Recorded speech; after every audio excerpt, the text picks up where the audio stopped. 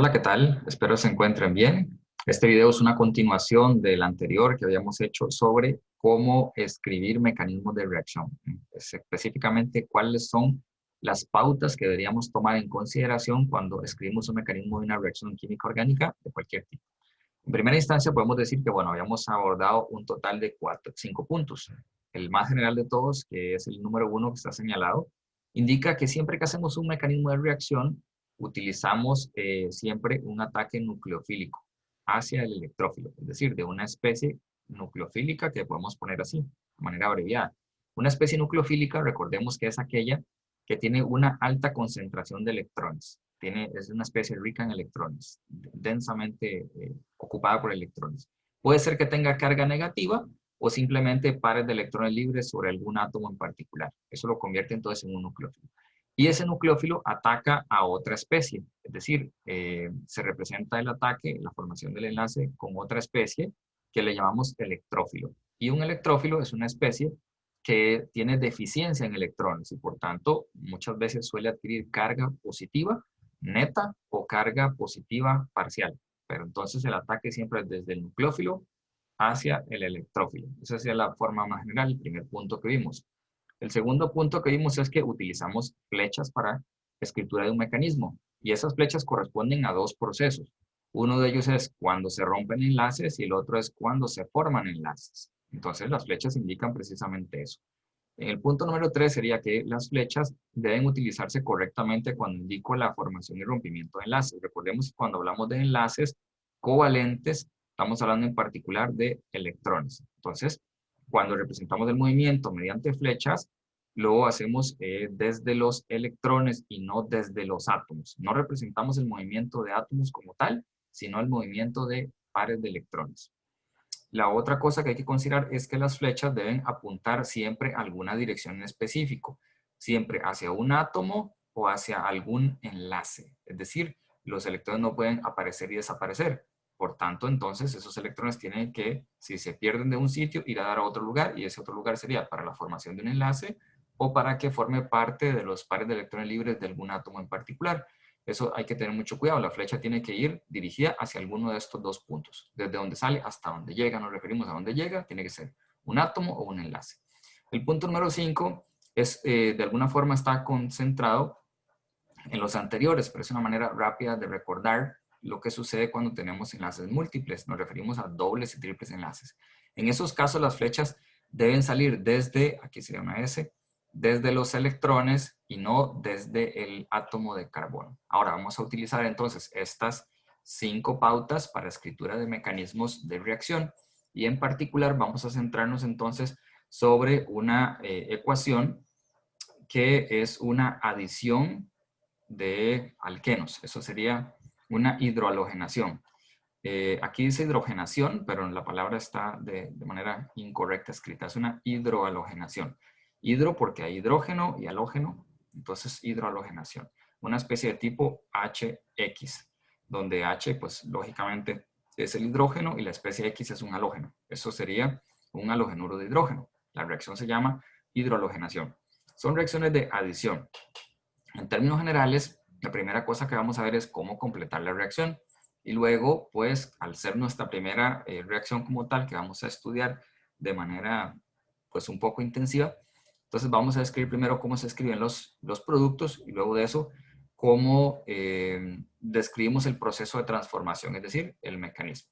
La primera cosa que vamos a decir es que cuando un alqueno reacciona por hidrohalogenación, lo que ocurre entonces es una adición.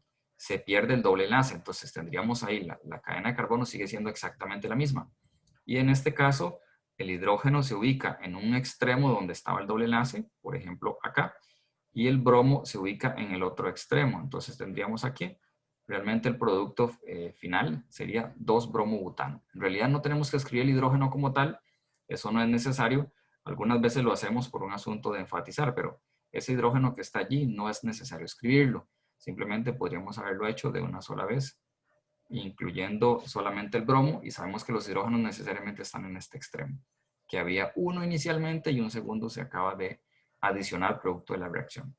Ahora, cada vez que nosotros escribimos una reacción entonces de hidrohalogenación, hacemos que el doble enlace como tal, pues ya no esté del lado de los productos, sino que pase de un enlace doble a un enlace sencillo y que en un extremo metamos al hidrógeno y en el otro extremo metemos al halógeno, en este caso un bromo. Y la reacción entonces se vuelve muy simple. Vamos a escribirlo siempre de esta forma que está a la derecha. Esto sería lo primero que hice como una guía, nada más para tener claridad de cómo hacer la escritura. Pero en realidad deberíamos de una sola vez ponerlo en su versión final. Ahora, cuando nosotros pensamos en cómo este alqueno puede reaccionar con HBr, allí es donde entramos entonces en el terreno de la explicación del proceso que tiene que ver con el mecanismo propiamente. Entonces vamos a hacer eso. El mecanismo de reacción en realidad ocurre en dos etapas. Vamos a escribirlo volviendo a escribir las dos especies. Tenemos por un lado el alqueno y por el otro lado tenemos entonces al halogenuro de hidrógeno. Voy a escribir halogenuro de hidrógeno extendiendo los enlaces un poco porque necesitamos registrar cómo van variando los pares de electrones que van cambiando durante el proceso. Entonces vamos a poner aquí la flecha de productos y para la primera vez lo que voy a hacer es que sobre ese doble enlace vamos a colocar entonces los electrones no, más bien los hidrógenos que están en los extremos del doble enlace. Sabemos que en este carbono en particular hay un hidrógeno y que en este otro también hay un hidrógeno. Cuando hacemos la reacción en realidad no es tan necesario escribirlos, de hecho no es necesario, pero para este momento lo haré como de la forma de ilustración. La otra cosa que tenemos que tener en consideración es las características de cada una de las dos especies, cómo podemos clasificarlas. Nosotros podríamos decir que un doble enlace tiene una alta concentración de electrones precisamente entre los dos carbonos y de esos CP2. En esa sección hay una concentración de electrones. Esa concentración de electrones hace que en esa parte de la molécula, allí, esa especie tenga características nucleofílicas. Entonces, como el doble enlace actúa como un nucleófilo, él va a buscar cómo enlazarse con otra especie que sea electrófila, siempre nucleófilo electrófilo, tal como lo describimos en la primera etapa, en el primer proceso, decimos que el nucleófilo ataca al electrófilo. Y además dijimos, bueno, en el punto 5 también que las flechas salen desde el doble enlace, desde los electrones, en este caso, de la insaturación, del doble enlace, porque tiene características nucleofílicas. Lo siguiente que tenemos que pensar es, bueno, bien, vamos a sacar la flecha de aquí, de ese punto en particular. Si lo sacamos de allí, ¿hacia dónde va? ¿Hacia dónde va? Sería entonces, si el nucleófilo es rico en electrones, va a ir a un segmento que tenga características electrofílicas. ¿Cómo podemos pensar en el HBr como una especie que sea de naturaleza electrofílica? Bueno, primero tenemos que analizar un poco los dos átomos que están enlazados. Por un lado tenemos hidrógeno y por otro lado tenemos bromo y están separados, o es más bien están unidos por un enlace covalente. Estas dos especies están en posiciones distintas de la tabla periódica. Tenemos que el bromo es la especie más electronegativa y el hidrógeno es menos electronegativo. Por tanto, la especie electronegativa tiene una carga parcial negativa y el hidrógeno tiene una carga parcial positiva. Ahora nos damos cuenta entonces que sobre el átomo de hidrógeno hay una acumulación de carga parcial, no neta, pero una acumulación de carga parcial por el efecto inductivo que produce el bromo. El bromo arrastra los electrones un poco más cerca de sí, no tanto para hacer un enlace iónico, pero sí un enlace covalente polar. Y como covalente polar, entonces es un dipolo, un segmento de la molécula es positivo y otro segmento es negativo. Ahora, entonces sabemos hacia cuál de las dos especies va a ir el ataque del doble enlace. Vean que estamos sacando la flecha específicamente desde el doble enlace y lo dirigimos hacia el hidrógeno. No lo estamos sacando de este átomo de carbono ni del otro extremo, sino en medio de los dos, específicamente desde el enlace, del enlace doble. Hacemos ese ataque nucleofílico que esta flecha indica entonces la formación de un enlace con hidrógeno.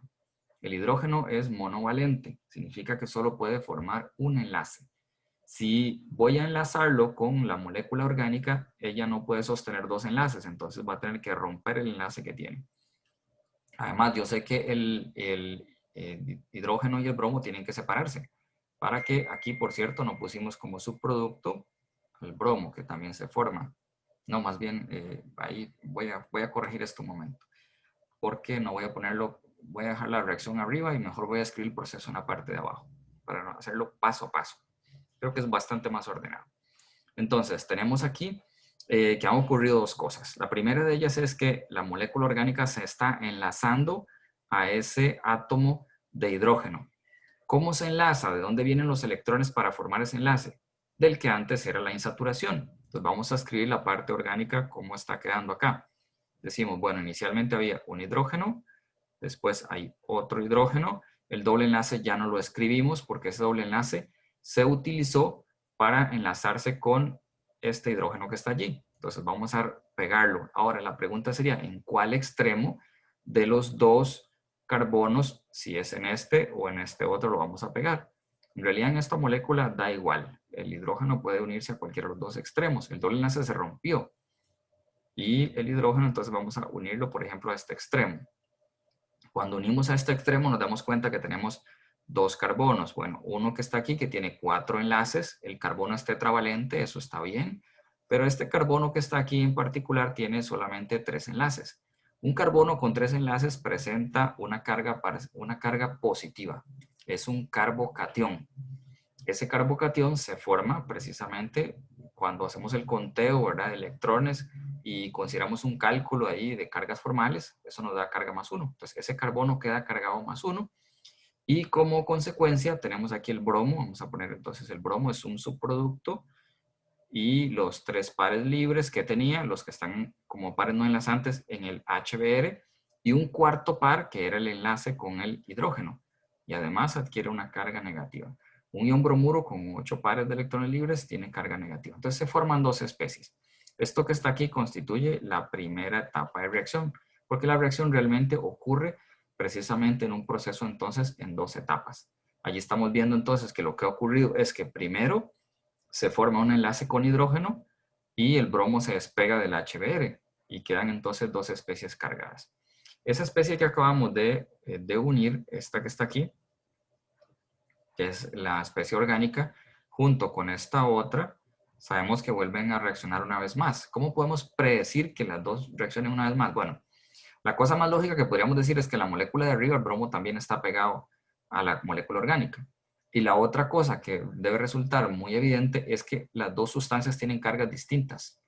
O sea, tenemos un carbocatión, un carbono con carga positiva, y tenemos un bromuro. Es decir, una positiva y una negativa. Lo lógico entonces es que ambas interaccionen entre sí. Debe haber una reacción química entre ellas porque las cargas distintas se atraen.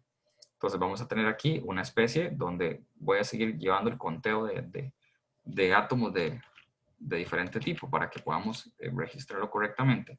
Entonces ahí tenemos un hidrógeno, aquí teníamos un segundo hidrógeno y por acá teníamos entonces a un bromo que se pegó y habíamos puesto una carga positiva en esta posición. Estoy volviendo a reescribir la molécula que teníamos arriba, más bien las dos especies que teníamos arriba. Entonces esas dos especies las volví a escribir exactamente iguales. Ahora, dijimos entonces que esas dos especies pueden interaccionar entre sí. Lo que quiere decir, bueno, que tienen signos contrarios y por tanto existe una fuerza impulsora. Esa fuerza impulsora es precisamente la diferencia de cargas. ¿Quién ataca a quién? Bueno, vamos a ir un poco a los escritura de mecanismos, a lo que llamamos como normas. ¿Cuál es la norma general? El nucleófilo. Tiene que atacar al electrófilo, o sea, el negativo al positivo. Y aquí tenemos que el que es negativo es el bromo, el bromuro. Entonces el bromuro va a atacar a la parte positiva de la molécula, es decir, va a atacar en este caso a ese carbono que está en esa posición. Ahora, como vamos a hacer entonces ese ataque nucleofílico, vamos a sacar la flecha desde algún par de electrones, cualquiera que están ahí, 4 pares. Vamos a sacarlo de aquí, por ejemplo, y vamos a dirigirlo exactamente al carbono. ¿Por qué allí? Porque es ahí donde se concentra la carga positiva. Ahora tenemos entonces del lado de los productos lo que se forma. Allí tendríamos entonces 1, 2, 3 y vamos a poner el bromo pegado en esa posición. Ya voy a omitir la escritura de los otros hidrógenos porque en realidad no hacen falta. Y tenemos que este sería el producto final formado. Ese producto es precisamente el mismo que hemos puesto arriba, este de acá. Entonces vemos que se forma lo mismo. Acá parece que es un producto distinto porque lo pegué en el carbono de la derecha, pero eso seguiría siendo 2-bromobutano y esto también es 2-bromobutano, o sea, el compuesto es exactamente el mismo. Hay una cosa que quiero que notemos acá. Esta es la segunda etapa, por lógica. La primera es una etapa todavía inconclusa y la segunda, pues entonces termina por formar el producto final, que es el que estamos escribiendo en la ecuación de arriba. Entonces hay dos cosas que hemos hecho acá. La primera de ellas es simplemente completar el producto, que fue la primera parte, es decir, A más B produce tal cosa, Y la segunda etapa del proceso de resolución ha sido la escritura del mecanismo. Vamos a escribir mecanismos de reacción solamente cuando específicamente se nos solicite, si no, sería nada más completar la reacción. Las dos especies, particularmente esta que está aquí, es una especie que se forma en la primera etapa de reacción, pero continúa a una segunda etapa de reacción. Cuando tenemos una especie que se forma en una primera etapa, pero continúa en una segunda, es decir, es producto de una primera reacción, pero reactivo de una segunda, a ese tipo de sustancias se le llama intermediarios. Entonces allí se forma un intermediario que se le llama intermediario carbocatiónico. Carbocatiónico porque es precisamente un carbono positivo lo que se forma. Ahora, una vez que tenemos entonces presente este como mecanismo general, vamos a describir algunas cosas en relación con esos mecanismos. Podemos aplicarlo y extenderlo a cualquier tipo de alqueno, esa misma reacción. Lo que queremos decir es que la reacción de hidrohalogenación, entonces es para cualquier tipo de alqueno. Lo que identificamos entonces es una insaturación y listo. Por ejemplo, estos son diferentes tipos de alquenos. Ahí está el doble enlace, aquí está el doble enlace, aquí y acá, y en esa posición, todas las que he señalado. La reacción debe centrarse entonces solamente en ese segmento de la molécula. Vamos a ignorar todo lo que está fuera de allí. Siempre sería eliminar el doble enlace y poner en un extremo el hidrógeno y en el otro extremo el bromo. Antes de hacer quizás algunas de esas reacciones para ver cuál sería la predicción del producto final, si es que existen más de una posibilidad o si hay diferencias entre ellos, vamos a indicar un poco lo que sería la estabilidad de diferentes tipos de alquenos, es decir, en todos estos que están aquí, por ejemplo, en el primer caso tenemos entonces 3 alquenos y en el segundo tenemos 2 alquenos. Y la pregunta allí sería, bueno, ¿cuál de esos alquenos es más estable? ¿Por qué nos interesa que alguno sea más estable? Bueno, porque eso facilita los procesos de reacción y nos permite identificar el producto final de hidrohalogenación. Entonces, lo primero que vamos a hacer antes de indicar esas dos cosas que he señalado es poder describir cuál es el patrón de estabilidad en esos tipos de alquenos. En general, el patrón que utilizamos acá es muy simple. Vamos a hacer lo siguiente. Voy a poner en el A esta como estructura 1, esta como estructura 2 y esta como estructura 3 para poderle dar un seguimiento. Y vamos a centrar nuestra atención en el doble enlace. Vamos a empezar con la estructura 1. Cuando vemos la estructura 1 nos damos cuenta, por ejemplo, que hay dos carbonos que voy a señalar acá. El primero sería el de este extremo. Y vamos a decir que para acá, vamos a escribirlo aquí, carbono, carbono. Esta lo voy a hacer incluso inclinado. Nos damos cuenta que para acá lo que hay es otro carbono que es el que continúa el ciclo, es decir, este de acá. Y luego en el otro extremo hay un hidrógeno que no se escribió, pero sabemos que está ahí. Entonces hay un hidrógeno allí. Luego en el carbono del otro extremo, el doble enlace, es decir, el de acá, tenemos hacia abajo un carbono. Entonces ahí tenemos un carbono y para arriba tenemos otro carbono. Ahora, cuando contamos la cantidad total de carbonos, tenemos que hay 1, 2, hay 3 carbonos. Eso me indica un grado de sustitución. El grado de sustitución es que entonces tengo 3 cadenas R. Recuerden que a cada carbono le llamamos entonces una cadena alquilo o una cadena R. Decimos 3 grupos R alrededor de la cadena alrededor del doble enlace. Vamos a hacer lo mismo, pero ahora con la molécula número 2. Para esa molécula número 2, ahora vean que el doble enlace se proyecta como hacia abajo. Entonces voy a tratar de darle la perspectiva similar. Entonces, así, doble enlace, carbono, carbono, doble enlace. Y ahora vamos a extendernos en los extremos. En el carbono de arriba tenemos hacia la derecha un carbono. Vamos a decir que hay un carbono. Hacia la izquierda tenemos entonces otro carbono. Vamos a señalarlo acá. Ahora vamos con el de abajo. El carbono de abajo tiene para la derecha otro carbono, que vamos a ponerlo ahí. Y a la izquierda tenemos también otro carbono. Aquí la cantidad de cadenas R las podemos contar. Son 1, 2, 3 y 4. Hay un total de 4 cadenas R. Este tenía 3 y este tiene 4. Y finalmente vamos a hacerlo también con la última molécula, que sería la número 3. Y para eso voy a hacerme un poco entonces a la derecha. La número 3, vamos a hacerlo así. Esta también se proyecta como más o menos hacia abajo. Entonces voy a tratar de darle esa perspectiva. Aquí sería entonces carbono, doble enlace, carbono. Y voy a empezar con el de arriba. Vamos a indicarlo aquí. Sabemos que aquí en este extremo hay un hidrógeno que no se escribió. Entonces, pero vamos a ponerlo explícitamente. Y que pase a la derecha tenemos un carbono. Entonces, para acá tendríamos un carbono. Hacia abajo tenemos la misma situación. Un hidrógeno y aquí un carbono. Entonces, tenemos un hidrógeno y un carbono. Ahora, lo siguiente que hacemos es contar el... Bueno, ahí en lugar de un carbono puse más bien otro hidrógeno. Sería ahí un carbono, lo que debía haber escrito. Corregirlo. Ahora sí, tenemos entonces todos los carbonos. Ahora vamos a contarlos. Tenemos aquí 1, 2 carbonos. Entonces tenemos un total de 2 cadenas R. Ahora, cuando analizamos entonces la estabilidad, para ver cuál es más estable, vamos a tener por norma general que el que tiene más, que el que está más sustituido es más estable. ¿Qué significa más sustituido? Bueno, más número de cadenas de carbono, más número de cadenas R.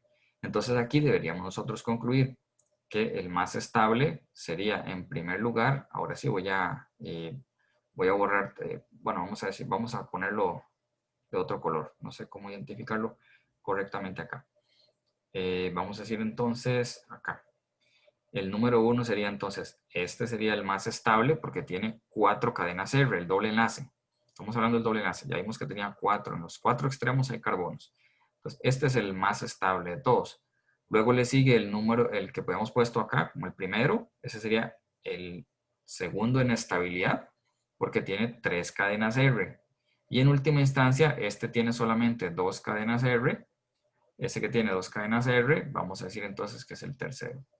Pues en nuestro ordenamiento, el más estable es el más sustituido, que es el que está en medio de los dos.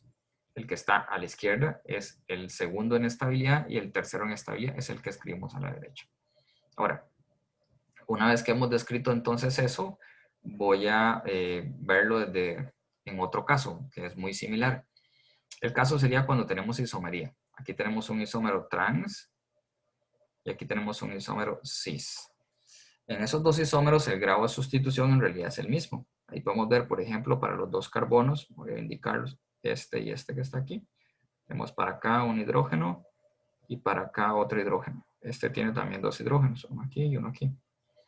Entonces, escribiendo la perspectiva del doble enlace sería más o menos así. Tengo carbono, carbono, tengo un hidrógeno para arriba, uno para abajo, un carbono en este extremo y otro carbono en este extremo. Hay 2 carbonos allí, que voy a indicarlo, sería este y este. Los 2 carbonos alrededor del doble enlace. Entonces el isómero trans tiene un grado de sustitución de dos cadenas R, de 2 carbonos. Ahora, cuando vemos el isómero cis, tenemos en realidad la misma situación, nada más que lo que ha cambiado es la isomería geométrica. 2 hidrógenos y 2 carbonos. Señalamos esos 2 carbonos allí, sería 1, 2, los contamos, sí, en efecto son 2. Entonces hay 2 cadenas R, ambos tienen el mismo grado de sustitución. El único detalle aquí es que la diferencia en estabilidad en realidad no se debe en este caso a la situación de haber tenido más o menos grado de estabilidad, sino al tipo de isomería. En general tenemos que los isómeros trans son más estables. Y son más estables porque distribuyen los grupos mejor en el espacio. Es decir, las 2 cadenas R están en posiciones contrarias del doble enlace. Eso las distribuye mejor, las aleja más. Al estar más alejadas, disminuye lo que nosotros llamamos impedimento estérico, que es un efecto de espacio. Distribuye mejor los grupos en el espacio, lo cual ayuda entonces a que no haya tanta repulsión en los grupos voluminosos. En un isómero cis tenemos a las 2 cadenas R, a las 2 cadenas de carbono muy cercas entre sí. Como están ellas muy cerca, que representan esos dos grupos con esas 2 esferas, empieza a existir repulsión y eso lo hace menos estable. Entonces vamos a escoger al isómero trans como un isómero más estable que el isómero cis en general. Ahora, cuando nosotros pensamos en un mecanismo de reacción, entonces hemos descrito ese mecanismo en términos de la posibilidad de indicar el proceso que ocurre paso a paso. Y luego también lo siguiente que quiero que analicemos allí es lo que ocurre cuando analizamos los patrones energéticos. Es decir, cuando analizamos lo que sucede desde el punto de vista de la energía interviniendo en el proceso. Y para eso vamos a dirigirnos entonces en este caso a el segmento de la izquierda. Y en ese segmento de la izquierda vamos a trabajar entonces lo relacionado con los patrones energéticos. Entonces vamos a irnos allí un momento. Entonces ese punto número 9 dice indique en la siguiente figura, la que está precisamente allí anexada, cuál sería la energía libre de los reactivos y productos, bueno, la energía libre de los productos y reactivos, el delta G de la reacción y la energía libre del estado de transición y de la energía de activación. Entonces, para eso vamos a describir el proceso con una ecuación muy general. Vamos a utilizar una forma de escritura más o menos así. Vamos a decir que tenemos una especie AX reaccionando con una especie BY, que son dos sustancias cualesquiera, ¿verdad? Dos sustancias cualesquiera, en este caso me refiero pues a dos reactivos. Este es un reactivo y este es otro reactivo. Y vamos a suponer de manera general que cuando las dos especies reaccionan hay como una especie de intercambio. En realidad esto podría haberlo hecho para cualquiera de dos especies. Por ejemplo, bueno, aquí sería más bien lo que quería escribir es A más B produciendo pues un producto. Algo así general, pero quiero hacerlo un poco más ampliado para indicar algunas cosas allí de manera más específica. Pero lo que tenemos que tener claro es que aplica entonces para cualquier reacción química lo que vamos a escribir seguidamente. Cuando dos reactivos entonces se combinan, generan unos productos. Uno o unos productos. Yo voy a indicar aquí arbitrariamente el producto de los productos que se forman. Vamos a decir que A se va con Y y que B queda con X, como si fuese una reacción de doble desplazamiento. Más o menos así. Y entonces todo lo que estamos poniendo del lado derecho se constituye ahora entonces en lo que nosotros llamamos productos. Todo esto sería entonces nuestros productos. Ahora, cuando esta reacción se lleva a cabo, entonces tenemos que hay un nivel de energía para los reactivos y hay un nivel de energía para los productos. Entonces, el nivel de energía de los productos es el punto de arranque en un gráfico de energía. Decimos entonces que aquí tenemos a los reactivos, que en este caso son este y este otro. Y en el lado de los productos tenemos también, pues en este caso, estas dos especies. Entonces, reactivos formando productos. Esa sería la forma de escritura de un gráfico de energía de reacción. Cuando nosotros hacemos una representación como esa, vamos a recordar que en el eje de las X, en el eje horizontal, lo que aparece es el tiempo o lo que llamamos coordenada de reacción. Es decir, cómo va cambiando la energía de reactivos y de las sustancias a medida que evoluciona la reacción. Ahí ponemos el tiempo. Y cuando hablamos de energía, podemos relacionarlo con de dos formas. Energía en forma de entalpía, es decir, el delta H, que representa el cambio de energía transferida a presión constante, o el cambio de entropía.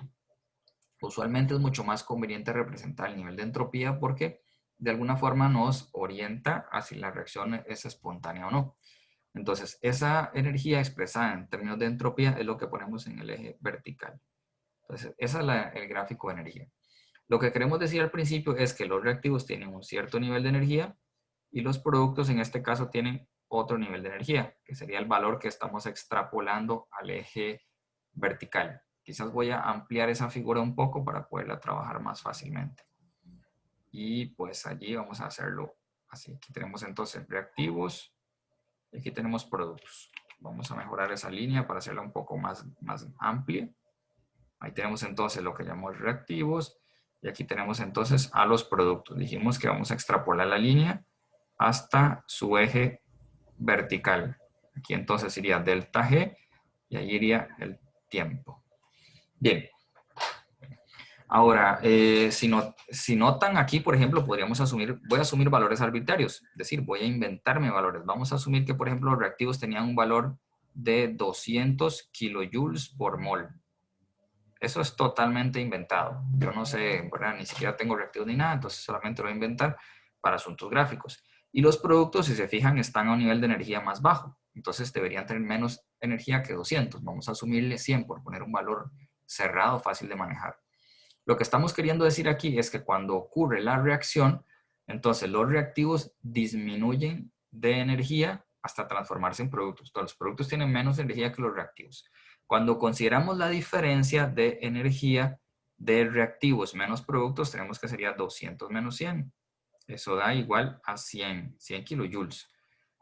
Bueno, eso lo podemos calcular teniendo números en el eje vertical. Sin embargo, tampoco es necesario. Lo único que necesitamos saber aquí es que los productos tienen menos energía. Entonces hay un descenso energético a medida que la reacción ocurre.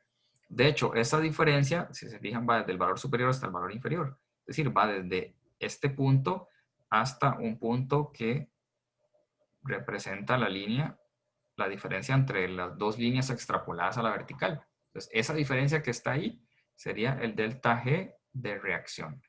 Eso es lo que me están indicando por algún lado, que indique el delta G de la reacción de energía libre de reactivos y energía de productos. Ya hicimos las dos cosas que nos dijeron que teníamos que escribir. Ahora, la otra cosa que me están indicando acá son hay dos asuntos importantes. Bueno, toda reacción química, sin importar si es exotérmica, endotérmica o lo que sea, siempre necesita un pequeño estímulo del ambiente para iniciar el proceso de transformación. A ese pequeño, bueno, pequeño o grande, depende del tipo de reacción. Sin embargo, decimos que ocupa un estímulo energético. ¿Para qué? Porque las moléculas, de acuerdo a la teoría de colisiones, tienen que acelerarse de cierta manera para que ellas impacten, choquen unas con otras. Entonces, las reacciones ocurren por impactos entre las moléculas, choques. Y esos choques, entonces, son choques efectivos en la medida en que se alcance una cierta velocidad y una cierta orientación. Entonces, a mayor velocidad, a mayor energía, mayor probabilidad de que existan choques efectivos. En esencia, lo que quiero decir es entonces que para que las especies reaccionen, siempre hay un pequeño impulso energético, es decir, hay que suministrar un poco de energía. Ese suministro de energía se representa en nuestra gráfica, en nuestra figura de la siguiente manera. Decimos que los reactivos tienen que ir ganando energía, ganando energía, ganando energía, hasta llegar a un punto máximo en el cual ya no necesita más energía para empezar, para completar su proceso de reacción. Y de ahí para abajo la energía va cuesta abajo, ella disminuye. Ya no necesita absorber más, sino más bien a medida que evoluciona la reacción, desprende energía por la formación de los enlaces. Ese punto máximo de energía mínima necesaria que se ocupa para que la reacción evolucione hasta los productos es lo que nosotros llamamos energía de activación y le ponemos como una EA. Y en la gráfica representa el punto más alto en el gráfico. Entonces, el punto más alto aquí en la gráfica estaría acá. Eso representa entonces la energía de activación. En términos del valor numérico, de energía de activación, quizás si tuviésemos, vamos a suponer que en el gráfico tenemos la posibilidad de extrapolarlo. Eso no se puede hacer, pero yo voy a hacerlo de manera gráfica, suponiendo que lo podemos extrapolar. Y vamos a decir ahí que el valor es 400 kilojoules tendría la energía de activación. Perdón, más bien, tendría ese punto más alto allí, el punto más alto en la gráfica tendría 400 kilojoules. Ahora, ¿cuánto es la energía de activación? La energía de activación es la energía que tuvieron que absorber los reactivos para llegar a este punto. Ahora, ¿cuánto es lo que tuvo que absorber? No tuvo que absorber 400, porque en realidad los reactivos ya tenían una cantidad de energía igual a 200. Entonces, en realidad lo que absorbió fue vamos a tirar un horizontal aquí para representarlo gráficamente, fue la energía que se necesita para llegar desde 200 hasta 400. O sea, lo que debió absorber ahí son 200 kilojoules en el caso de como lo estamos representando en este gráfico. Entonces, en realidad, la energía de activación para este caso es 200 kilojoules. Lo que se necesitó absorber, ya tenía 200, se absorbió 200 más para llegar a 400. Entonces, ya representamos entonces cuánto es la energía de activación. Lo que no hemos hablado es aquí del estado de transición. Ok, primero, ¿qué es un estado de transición? Resulta que los reactivos, vamos a volver a nuestra reacción A, la que pusimos antes. Dijimos entonces que era AX reaccionando con BY. Y esas dos especies entonces forman estos productos. Ahora, el detalle es que si nos fijamos en la manera en que están escritos los productos, hay un rompimiento de enlace, del enlace AX y un rompimiento del enlace BY. Entonces, los productos implican que se han roto algunos enlaces y que se han formado otros enlaces. Bueno, entonces cuando ya los productos están formados, ya ese proceso sucedió. Pero justo cuando estoy a mitad de camino, cuando he alcanzado la energía de activación, allí en ese momento resulta que los productos todavía no son productos, pero tienen la suficiente energía para empezar a evolucionar hasta los productos. En ese momento se alcanza algo que nosotros llamamos estado de transición. ¿Qué significa el estado de transición? El estado de transición es algo intermedio entre reactivos y productos. Algo que se empieza a parecer a los productos, pero todavía se parece un poco a los reactivos. ¿Cómo podríamos representar algo como eso? Vamos a hacerlo de la siguiente manera, para efectos de estas dos especies que pusimos. Vamos a decir que se tiene que romper el enlace de A con X. No lo voy a presentar completamente roto, ni completamente formado con una línea, sino que vamos a hacer una línea punteada. Esa línea punteada significa que el enlace está todavía medio unido a X, pero también se está rompiendo. Y vamos a poner por aquí las dos especies, digamos Y, B, y voy a invertir el orden porque quiero corresponderla con la forma en que lo escribimos arriba. Pero aquí vamos a poner una línea punteada también. Vamos a decir entonces que B y aquí una línea punteada. B, lo que es como darle vuelta a la molécula, pero en realidad significa lo mismo. B unido con Y. Y ahora una línea punteada. Esa línea punteada indica entonces que el enlace se está rompiendo. Ahora, adicionalmente, tiene que empezar a unirse a X, a Y, perdón. Entonces vamos a unir a Y, pero todavía no completamente. Vamos a hacerlo con línea punteada. Y BX también tiene que empezar a unirse porque es un producto. Entonces aquí vamos a empezar a unirlo. Todo eso que está allí es lo que nosotros llamamos un estado de transición. Los estados de transición solemos representarlos con un simbolito, como un igual y una línea totalmente vertical hacia abajo. Un igual con una línea vertical. Eso representa el estado de transición. Después de que pasamos por ese estado de transición, ahora sí, pues ya los productos se terminan de formar, que son AY y BX. Ahora, cuando nosotros hacemos una reacción química, solemos saltarnos el estado de transición. Solo ponemos reactivos y productos y con eso nos damos por satisfechos. Sin embargo, tenemos que tener claro que en el proceso toda reacción química pasa por un estado de transición. Y los estados de transición se representan, ¿verdad? De cómo los reactivos llegan a este punto que está aquí. Ahí es cuando tenemos el estado de transición.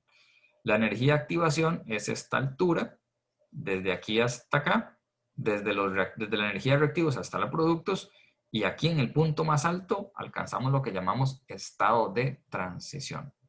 Ahora, entonces, es fácil ver acá lo que ocurre en este proceso de reacción. Tenemos entonces reactivos sumando energía del ambiente hasta alcanzar suficiente energía para reaccionar. En ese momento los reactivos empiezan a parecerse a los productos, es decir, se alcanzó el estado de transición y a partir de allí continúan a formar productos, la energía empieza a disminuir y tenemos la energía final que es menor a la de los reactivos. Ahora vamos a escribir ese proceso dándole un poquito más de forma, pero ahora para la reacción que hemos puesto arriba. Es decir, para la reacción de adición del trans 2-buteno. Es decir, vamos a reescribir la reacción entonces para... aquí cambié un poco la... Vamos a escribir, ahora sí. Utilizamos este espacio. Entonces vamos a utilizar esa pregunta que está numerada como 9.2, que pues tiene por objetivo repasar un poco lo que hemos estado viendo. Entonces dice lo siguiente.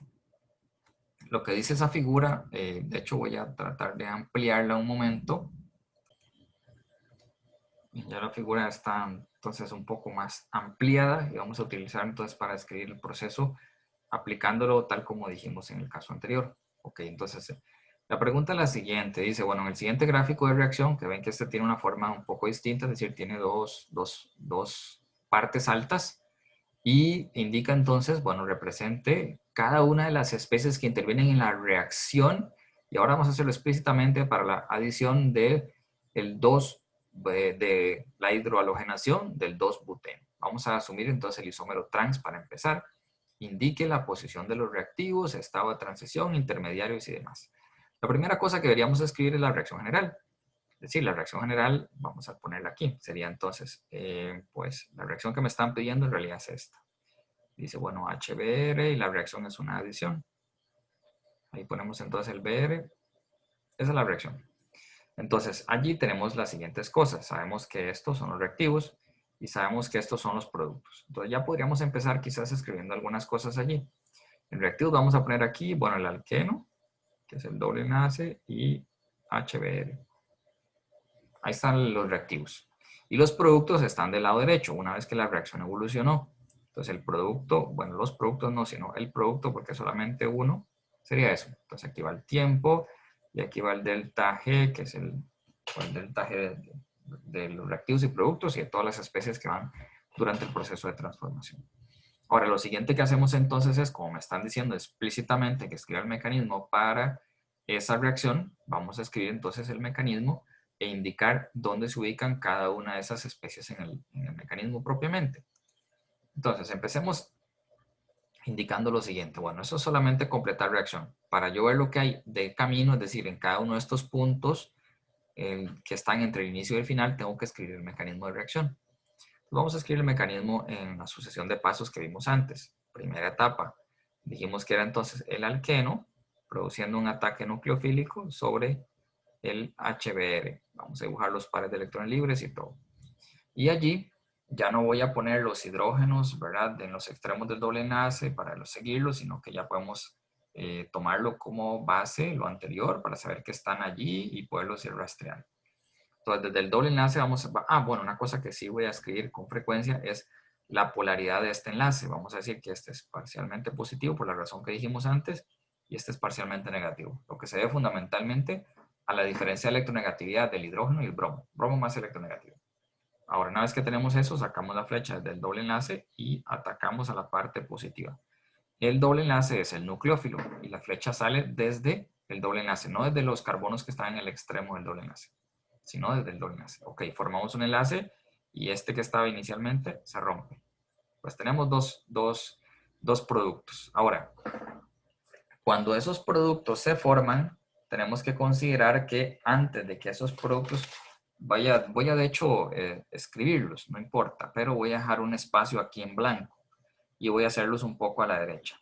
Entonces aquí y voy a replicar otra vez la flecha. ¿Cuáles son los productos de reacción? Bueno, vamos a ver un momento ahí. Los productos de reacción son, dijimos que la primera etapa es que este par de electrones que está en el doble enlace se usa para enlazarse con el hidrógeno. Como se usa para enlazarse con el hidrógeno, vamos a suponer que el hidrógeno lo pegamos ahí. Este que estoy poniendo ahí es el hidrógeno del HBr. Y este otro extremo tiene que quedar cargado parcialmente positivo. Se forma un carbocatión. Y adicionalmente el bromo se lleva los pares de electrones libres y esa sería la primera etapa de mecanismo de reacción. La formación de un carbocatión. Ese carbocatión que está aquí es lo que llamamos un intermediario. Es un intermediario porque luego sabemos que continúa a una segunda etapa de reacción. Entonces, al continuar a una segunda etapa de reacción, pues entonces tenemos que utilizarlo luego como reactivo. Pero eso lo vamos a hacer en la siguiente que escribamos. La otra cosa que debo considerar es que habíamos dicho entonces, bueno, por cierto, bueno, ¿hasta dónde llega dónde se ubica en el gráfico esos intermediarios? Bueno, esos intermediarios se ubicarían en esta posición, aquí, aquí. Porque pasamos desde este nivel energético a un nivel energético donde tenemos entonces el intermediario. Vamos a dibujar aquí el intermediario, carga positiva, y el Br negativo. Esas dos especies que están allí son intermediarias. Entonces, ¿cómo ocurre esa etapa de reacción? De hecho, en el gráfico diría como desde aquí hasta acá es la primera etapa de la reacción, esta que acabamos de escribir. Desde esta línea horizontal hasta esta segunda línea horizontal hay una primera transformación. Sabemos que la reacción no ha terminado porque llega hasta el final, donde está el 2-bromobutano, pero pasa por esta etapa intermedia.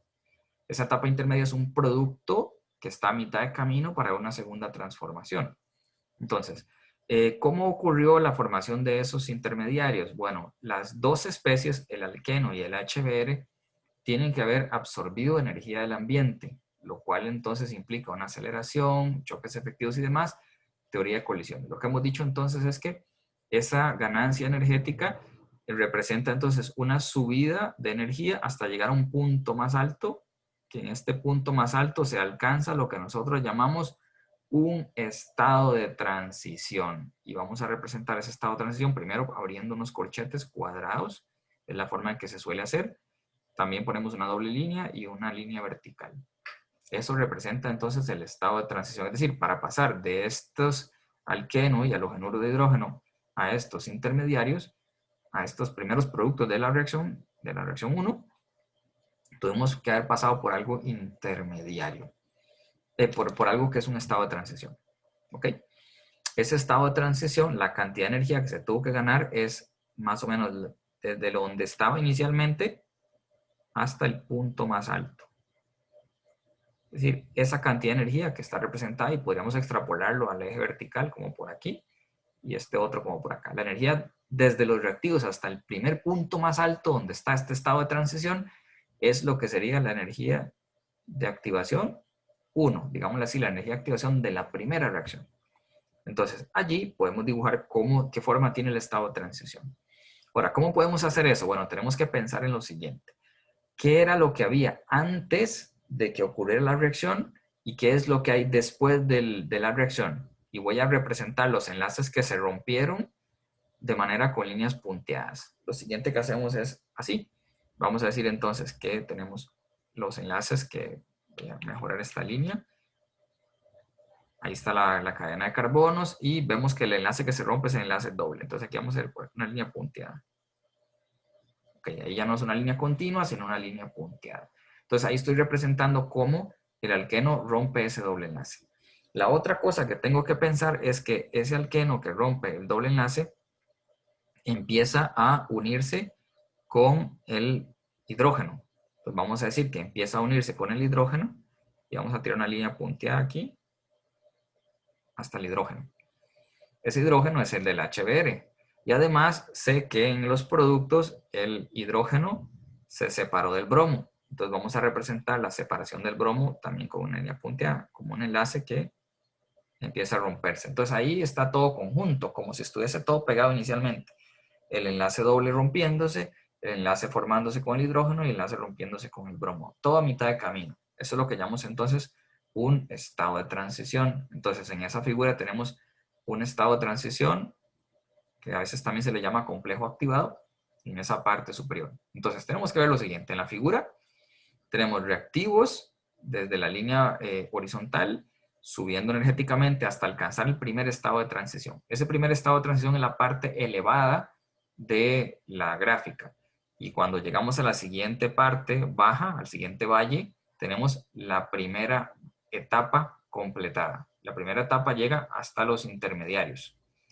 ¿Qué pasa después de los intermediarios? Bueno, lo que habíamos dicho, de hecho, en el caso anterior también, que como son dos especies que tienen diferentes cargas, pues también reaccionan entre sí. Tenemos ahora entonces al carbocatión, voy a omitir los hidrógenos, no es necesario escribirlos, y al bromo. Y voy a ponerle todos los pares de electrones libres y la carga la encerramos en un círculo. Allí vemos entonces que hay dos especies. Esos son los intermediarios. De hecho, ahora la siguiente etapa de reacción empieza, vamos a decir que empieza donde quedó la primera y termina hasta el final. Es decir, ahora esta es los reactivos de la segunda etapa de reacción. Vamos a decir aquí, segunda etapa de reacción, esos son los reactivos. Y terminamos ya finalmente en los productos de la reacción. Son solamente dos etapas. Ahora, vamos a escribir el proceso de reacción. Decimos entonces, vas a sacar una flecha y como en el caso anterior decimos, ¿quién ataca a quién? Bueno, el negativo ataca al positivo. Y vamos hacia el carbono, que es el positivo. Allí entonces vamos a escribir productos, pero antes de escribir productos voy a hacer una línea aquí para escribirlos del lado derecho. Entonces decimos, producto será 2-bromobutano, ¿ok? Pero a la mitad de camino hay también un estado de transición. Entonces aquí vamos a abrir unos corchetes, paréntesis cuadrado, y vamos a hacer la indicación que esto que vamos a escribir en el medio es un estado de transición. Ahora, igual a como lo hemos dicho pues verbalmente en el caso anterior. Tenemos reactivos que tienen que ganar energía, aunque sea una segunda etapa, siempre ellos tienen que ganar energía. Un poco de energía, mucha o poca, eso es algo que hay que determinar. Entonces ellos tienen que ganar energía para que al ganar energía tengan la suficiente velocidad y orientación para generar el producto. Ok, entonces, cuando el producto se ha formado, la reacción ya finaliza y hay un descenso energético, pero la primera parte, que es un poquito de ganancia de energía, es llegar hasta el punto más alto. Vamos a decir que quedamos exactamente aquí. Voy a cambiar quizás el color. Quedamos aquí, en los intermediarios, ellos empiezan a ganar energía hasta llegar a un punto más elevado, que es la parte alta de la curva. En la parte alta de la curva, ¿por qué es la parte alta? Porque decimos que empieza a ganar energía, entonces esa línea tiene que ir subiendo. ¿Cuánto va a subir? Depende de la naturaleza de las sustancias. Eso es algo que voy a retomar un poco más alto, aquí más adelante. En este gráfico vean que esa línea, si la extrapolamos desde donde desde donde quedamos, es una línea pequeña. Lo que yo tengo que subir, eso representa la energía de activación de la reacción 2. En el primer caso, yo empecé en la primera etapa de reacción. Voy a volverme un momento. En la primera etapa de reacción, desde el alqueno y el HBr, la cantidad de energía que tuve que subir es bastante y eso se representa con la energía de activación 1. Para llegar a estos productos que son los intermediarios, que son los que están acá. El estado de transición está en la parte elevada, que es cuando llegué a formar esto. Cuando estamos en ese estado de transición, la energía se representa por este punto elevado y cuando finaliza la primera etapa llego a la parte más baja y ahí están los intermediarios. Ahora, esos intermediarios en la segunda etapa de reacción que empieza aquí y termina aquí, empiezan ganando un poquito de energía del ambiente y vean que aquí la energía que tiene que ganar ya no es tanta. Ya es desde donde estoy, desde donde están los intermediarios hasta el punto más alto. Entonces la energía de activación 2 es más pequeña. Tenemos en general que la energía, en este caso, que la energía de activación 1 es mayor que la energía de activación 2. ¿Qué significa eso? Que la primera etapa de la reacción es más lenta porque tiene que ganar más energía. Recuerden que la energía de activación es una medida de la velocidad de reacción. Si una reacción tiene una energía de activación alta, significa que requiere mucho tiempo para ganarlo del ambiente. Y bueno, ese tiempo al final hace que la velocidad de la reacción disminuya. Si la energía de activación es baja, la reacción es rápida. Entonces aquí podemos concluir que ocurren dos etapas de reacción. La primera etapa de reacción es más lenta que la segunda, porque la segunda tiene menor energía de activación.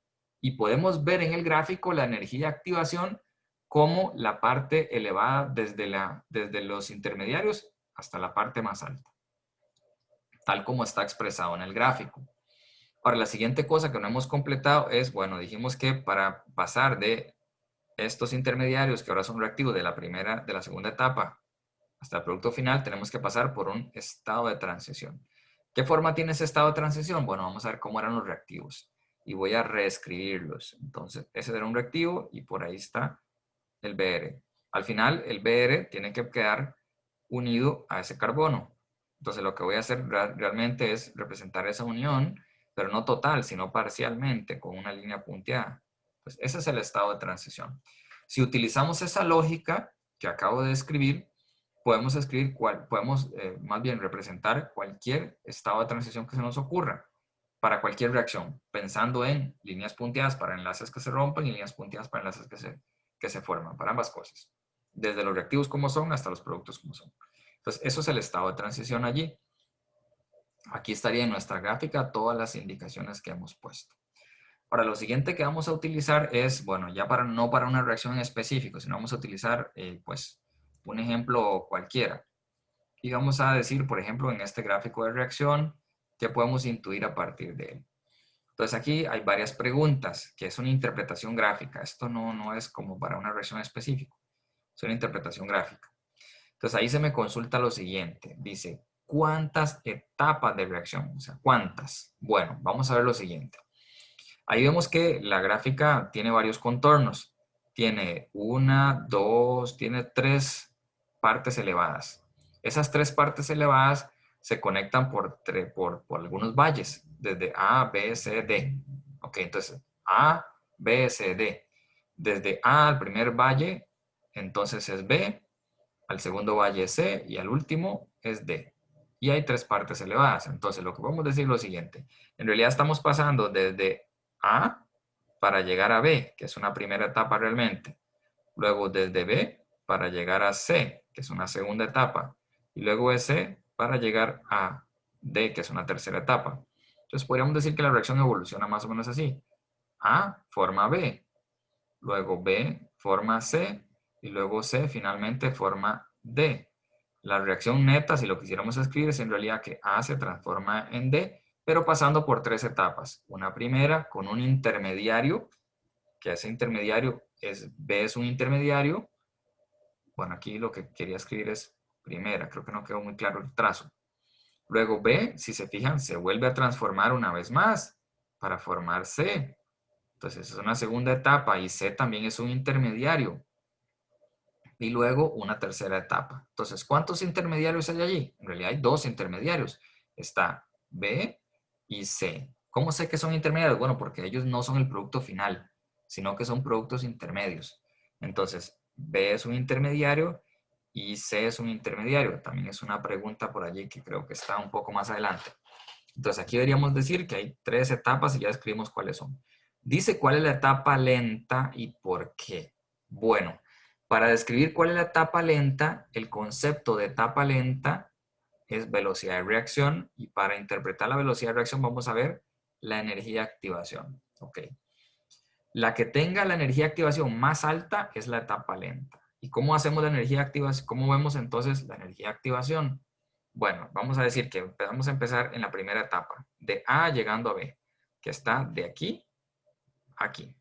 Bueno, para pasar de A a B, A, que es un reactivo, o unos reactivos, tienen que ganar energía suficiente hasta alcanzar el punto más alto, donde se alcanza el estado de transición, y ese estado de transición evoluciona hasta el primer producto que estamos llamando intermediario. ¿Ok? Entonces, este es el estado de transición. Desde la parte donde inicié hasta la energía máxima necesaria para que ocurra la reacción, es la energía de activación. Entonces, ahí tenemos la energía de activación de la etapa 1. Entonces, esa energía de activación de la etapa 1 está representada en el gráfico por esa altura. Entonces, energía de activación de la etapa 1. Ahora bien, para la primera etapa, entonces tenemos una energía de activación que llamamos 1. Y es un valor, no tengo números, pero simplemente lo voy a interpretar por la altura desde donde empecé hasta la parte más alta. La siguiente etapa de reacción es B transformándose en D. Ok, estamos B transformándose en D. Para que B se transforme en D, tiene que haber una ganancia de energía hasta llegar a un punto alto. Por cada etapa de reacción siempre hay que ganar un poco de energía para que las sustancias empiecen a transformarse. Allí se alcanza un estado de un estado de transición que finaliza en el intermediario C. Entonces, la cantidad de energía que tuvo que ganar es desde donde estaba, que ahí está representado el nivel, hasta esa parte elevada. Bueno, ahí se me salió el trazo. Ahí está. Esa sería la energía de activación de la etapa 2. Desde la base donde está Beck hasta donde termina la parte más elevada. Esa es la segunda energía de activación. Entonces, esa energía segunda, vamos a ponerla por acá, energía de activación 2. Y vamos a la tercera etapa, que sería C, el intermediario, hasta terminar en el producto final D. Desde C hasta D. Entonces, C también gana energía. ¿Cuánta gana? Vamos a representarlo aquí hasta el punto más alto. Ok, ahí tenemos entonces la cantidad de energía que ganó. Esto es la energía de activación 3 porque hay 3 etapas y esa es la que pondremos acá. Ahora, ¿cuál de todas es más pequeña? Bueno, la más pequeña es la energía de activación 2. Esa es la etapa más rápida. Y la etapa más lenta es la primera etapa de reacción. Entonces aquí diríamos que ¿cuál etapa es la lenta? Bueno, la primera. ¿Y por qué? Porque es la que tiene mayor energía de activación. Pregunta número 3 dice, ¿cuántos intermediarios hay? Bueno, la respuesta, de hecho, ya la mencionamos antes. Los intermediarios son C y D. Entonces hay un total de 2 intermediarios. O sea, más bien B y C. B y C son 2 intermediarios. Lo sabemos porque, bueno, son productos de una primera reacción que continúa a una segunda y de la segunda se usa para el de la tercera. Entonces hay 2 intermediarios ahí. 2 intermediarios hay y cuántos estados de transición. Muy importante. Bueno, hay un estado de transición por cada etapa de reacción. Eso pues es muy evidente. El estado de transición está, por ejemplo, de la primera etapa está ahí, el de la segunda etapa está acá y el de la tercera etapa está acá. Entonces son 3 estados más bien 3 estados de transición. 2 intermediarios y 3 estados de transición. Dice, el primer intermediario es más propenso a revertir la reacción a los ¿Reactivos o seguir a los productos? Ok, aquí hay para poderlo analizar hay que verlo con un poquito de cuidado. Ok, tenemos dos cosas.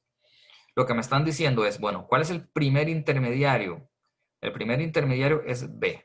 Lo que me están preguntando es que si es más fácil que B se transforme en C o que B se regrese a ser A. Esa es en realidad la pregunta. O sea, si es más propenso a revertir la reacción hacia los reactivos o más bien continuar hacia los productos. ¿Cómo vamos a ver cuándo ocurre eso? Bueno, lo siguiente. Vamos a decir cómo es la energía de activación de este proceso. ¿Ok? ¿Cómo es la energía de activación de este proceso? Y luego, ¿cómo sería la energía de activación de este otro proceso? Si nosotros tenemos la comparación de esas dos energías de activación, entonces podemos concluir cuál es más rápida y cuál entonces será pues favorable que ocurra. Entonces, para ese caso, la primera pregunta, de hecho ya la tenemos contestada, de B a C. Ok, para esta reacción de B a C dijimos que la energía de activación era la energía de activación, que es la energía de activación 2. ¿Y cuánto tiene en magnitud? Bueno, no sabemos cuánto tiene en magnitud porque no hay números, pero podemos estimarlo a partir de esta altura. Voy a quizás más bien utilizar otro color para poderlo enfatizar mejor. Y pues, es entonces esta altura. Esa altura es la que me representa esa energía de activación. Ahora, la otra no está de manera expresa, de B devolviéndose a A. Ok, vean, aquí hay un detalle que hay que tener pues algún cuidado. ¿Cómo es la energía de B devolviéndose a A? Bueno, en el proceso que describimos antes teníamos de A yendo hacia B, no en el sentido inverso. Entonces, lo único que yo tengo que hacer es recorrer la reacción en el sentido que me interese. Vamos a verlo así, vean. Si yo quiero ir de A a B, entonces sigo la línea en ese orden y la llevo hasta arriba. Cuando digo la llevo hasta arriba es, bueno, vamos a empezar en B y vamos a ir subiendo, subiendo, subiendo, subiendo, subiendo hasta la parte más alta. Entonces aquí está la energía de activación de ir de A a B. ¿Cómo sería el proceso inverso? Bueno, lo que yo tengo que hacer es el recorrido en el sentido contrario. Es decir, vamos ahora a empezar aquí y vamos a terminar acá, pero voy a irme hacia la izquierda. Cuando me voy hacia la izquierda, veo que la cantidad de energía que tiene que subir para llegar aquí es menor en realidad. ¿Por qué es menor? Estamos a poner un signo prima, que es lo que se suele utilizar arriba, como un signo, como un apóstrofe de las escrituras en inglés. Eso indica como la reacción inversa, la reacción devolviéndose. La energía de activación de la reacción directa es mayor que la energía de activación de la reacción inversa en este caso. Y es claro, lo que hacemos entonces es ver de dónde estoy empezando. Si empiezo de A hasta el punto más alto para llegar a B, tengo una energía de activación. Y si lo hago en sentido inverso, desde B, que está un poco más arriba, hasta llegar al punto más alto, veo que la cantidad de energía es diferente. ¿Qué quiere decir eso? Que bueno, es menor la energía de activación de la reacción inversa. Pero lo que me están diciendo aquí es lo siguiente. Si yo me traigo esas dos líneas, vamos a decir entonces que la energía de activación de la etapa 1, vamos a decir esta que está aquí, si utilizamos más o menos la línea, la altura de la línea, así, para ver cuánto es, porque en realidad no tengo un valor numérico, pero sé que es una flechita pequeñita, lo que indica que es una cantidad de energía pequeña. Pero de ir de B a A es esta altura. Voy a hacerlo con esto. Es esa altura. Más bien lo que quería hacer es repintarlo. Esa altura que está ahí. Bueno, si es esa altura, vamos a representarlo con una línea aproximada. Entonces, aproximadamente la línea iría como B está por aquí y el punto más alto es más o menos ahí. Vemos que para esta que estamos poniendo la etapa inversa de AB, la inversa de AB, es decir, de BA, tiene una altura mayor que esta otra altura. Por tanto, ahora sí, ya una vez que hicimos todo el cuadro completo, vamos a concluir. Aquí lo que concluimos es que la etapa de ir de B a C tiene una menor energía de activación que B devolviéndose a A. Por consiguiente, es más favorable que B continúe hacia formar el producto C. Entonces, es el intermediario, el primer intermediario que es B, es más propenso a continuar la reacción que a devolverse. Por tanto, entonces, decimos que la reacción continúa hasta su conclusión final, que sería cuando se obtienen entonces el producto que estamos llamando producto B. Ok, entonces a partir de allí pudieran venir entonces muchas preguntas relacionadas con interpretación gráfica. Entonces en realidad este tema como tal, hemos visto definiciones muy importantes, uso de las flechas, definiciones como energía de activación y su influencia sobre la velocidad. Vimos entonces la definición de un estado de transición y la definición de un intermediario, que son conceptos que vamos a ir utilizando con muchísima frecuencia.